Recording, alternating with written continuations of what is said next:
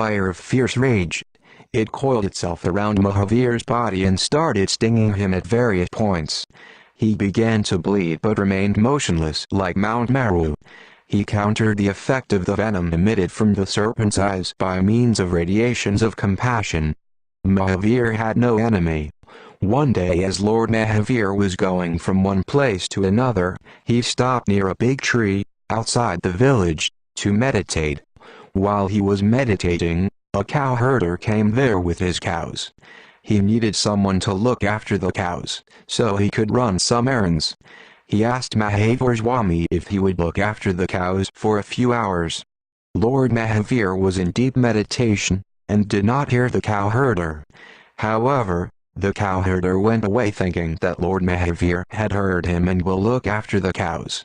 In the meantime, the cows started wandering away, looking for and grazing grass.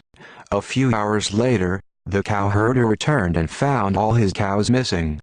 He asked Mahavir Swami, "Where are my cows? What did you do with them?" Lord Mahavir was still in meditation and did not reply.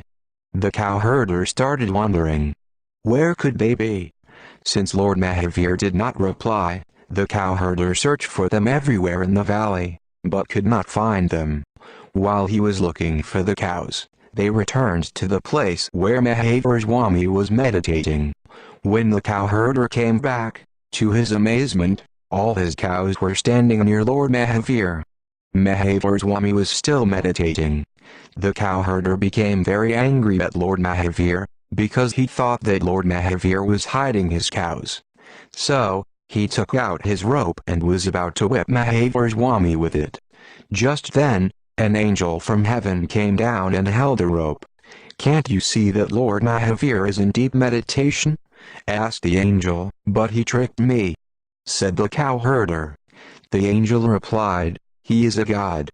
He does not care for your cows or anything else in this world. He was in meditation and did not hear you.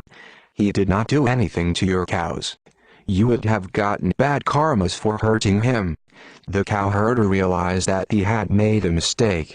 He apologized to Lord Mahavir and went away silently.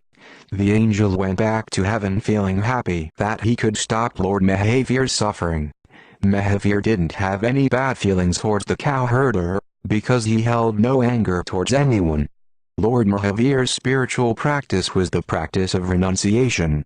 While embracing asceticism, he had resolved, "I surrender this body for the sake of my soul. This body is not mine. With this feeling I shall use my body. To cross a river, a boat is needed. I shall use my body as a boat to cross the river of life. I shall bear all the pangs of suffering by being immersed in this soul." After becoming an ascetic, he retained only a wrapping piece of cloth, Acharya. That piece of cloth fell off after it got entangled into a thorny bush. This is what one school of thought believes. The other possibility is that Mahavir gave it up deliberately. It is very easy to say that in the practice of non-possession, aparigraya, Mahavir stands in the first row of such dedicated practitioners. Enlightened belief, Samyak Darshan, became non-absolutism, Anekanta, and the knowledge of the self became enlightened knowledge, Samyak Jnana. Fearlessness, non-possession and non-violence, aparigraya, Ahimsa, Abhaya, became enlightened conduct, Samyak Charitra. This trio led Mahavir to the attainment of omniscience, Kavalya. At the sandy bank of the Baluk River, in the farm belonging to a householder named Shyamak, under a tree in Godahika posture, Mahavir attained omniscience. He revived the religious order, or Jain Sangh, of monks, nuns, Shravaks and Shravakas. His first disciple, called Gandhars, was Gautam Sami, a well-known Brahmin scholar in that time.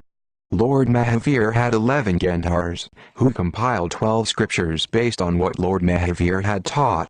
These scriptures are called agams. They were passed verbally from preceptor to pupil for a long time. They were put into writing about 890 years after Mahavir. At the age of 72, in 527 BC, Mahavir left his human body and attained salvation, nirvana, at Pavalpuri, in the state of Bihar in India. Since then Pavalpuri has become a place of pilgrimage for Jains. Nirvana means that he attained liberation and became a siddha who no longer